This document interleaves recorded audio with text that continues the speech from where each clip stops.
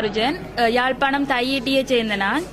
இப்ப நாங்க இந்த இடத்துக்கு ஒன்று கூடி வந்திருக்கிறோம் என்ன காரணத்துக்காகண்டா, இப்ப பரவலாவே வடமாகாணம் கிழக்கு மாகாணங்கள்ல அரசாங்கத்தால ராணுவத்தால ஆக்கிரமிக்கப்பட்ட பல காணிகள் ஆயுதம் மௌனிக்கப்பட்டு 15 வருடங்களாகியும் இன்னமும் விடுவிக்கப்படவில்லை. இதற்காக நாங்கள் கடந்த அரசாங்க ஆட்சி காலங்களிலும் பல்வேறு வகையான போராட்டங்களிலும் ஈடுபட்டு வேறு வகைய கடிதம் மூலமாக சம்பந்தப்பட்ட அதிகாரிகளுக்கும் தெரிவிக்கப்பட்டும் எந்தவித பலனும் ஏற்படாத விடத்து இப்போது வந்திருக்கும் ஆட்சி மாற்றத்திற்கு இணங்க நாங்கள் மீண்டும் அதுகளை வலியுறுத்த வேண்டும் என்று இன்று நாங்கள் ஒன்று கூடியிருக்கிறோம். அந்த வகையில் தையிட்டியை பொறுத்தவரைக்கும் பல காணிகள் முப்படையினராலும் ஆக்கிரமிக்கப்பட்டிருக்கும் அதே வேளையில் அதற்கு ஒருபடி மேலே சென்று மதத்தின் பேரிலால் பாரிய ஆக்கிரமிப்பு ஒன்று நடைபெற்று வந்திருக்கிறது.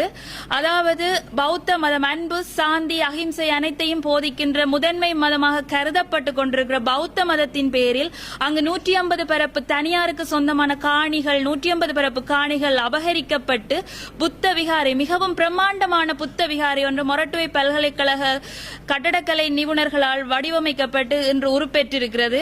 அதற்கு நாம் பாதிக்கப்பட்ட மக்கள் சார்பில் எந்த ஆர்ப்பாட்டங்களை மேற்கொண்ட போதிலும் அது முப்படையினரின் ஆசியுடனும் பலத்த பாதுகாப்புடனும் அரசாங்கத்தின் அனுசரையுடனும் எந்தவித தங்குதடையும் இல்லாமல் அங்கு பூஜை வழிபாடுகள் நடைபெற்று வருகின்றது. நமக்கு மிகுந்த மனவேதனையும் மன உளைச்சலையும் காழ்ப்புணர்ச்சியையும் தான் ஏற்படுத்துகின்றது. அந்த வகையில் எமது தையிட்டி விகாரை பிரச்சனை எங்களுக்கு வெகு சீக்கிரமே ஒரு முடிவுக்கு வர வேண்டும் என்றும் அத்தோடு வலிவடக்கில் பல நூற்றுக்கணக்கான ஏக்கர் காணிகள் கடற்படையினர் வசமும் ராணுவத்தினர் வசமும் இன்னமும் பிடியில் இருக்கின்றன. கடந்த ரணில் ஆட்சி காலத்தில் விடுவிக்கப்பட்ட எத்தனையோ ஏக்கர் காணிகள் பலாலியில் விடுவிக்கப்பட்டும் இன்னமும் முழுமையாக மக்களின் பாவனைக்கு கையளிக்கப்படாத நிலையில் இன்னமும் ராணுவ பாதுகாப்புடன் தான் மக்கள் பதிவுகளை மேற்கொண்டு உள்ளே சென்று தமது வேலைகளை செய்யக்கூடிய நிலைமை வருகிறது. இந்த நிலையில் மக்கள் எவ்வாறு துணிந்து அந்த காணிகளுக்குள் சென்று தமது விவசாய நடவடிக்கைகளை மேற்கொள்ள முடியும்? பகலில் அவர்கள் சென்று விவசாயங்களை மேற்கொண்டு வருகின்ற பொழுது இரவில் அங்கு கால்நடைகளும் கட்டாக்காலி நாய்களும் ராணுவத்தினரும் தொல்லையால் எமது பயிர்கள் அளிக்கப்படுகின்ற ஒரு சூழ்நிலை தான் உருவாகும். இவ்வாறு இருக்கையில் எமது காணிகளை எம்மிடம் தருவதற்கு என்ன தயக்கம்? இதற்கு ஏதாவது நாணய நிதி பற்றாக்குறை இருக்கிறதா? வெளிநாட்டு முதலீடுகள் அவசியமா? அந்நிய செலாவணி தேவையா? எதுவுமே தேவையில்லை. எமது உறுதிக்காணிகள் எம்மிடம் தருவதற்கு இன்னும் என்ன தயக்கம் என்று எங்களுக்கு விளங்கவில்லை. அத்துடன் தற்போதைய அரசாங்கம் நாட்டை பொருளாதார ரீதியில் நிமித்த வேண்டும், அபிவிருத்திகளை செய்ய வேண்டும் என்று பலத்த முனைப்பு காட்டுகிறது.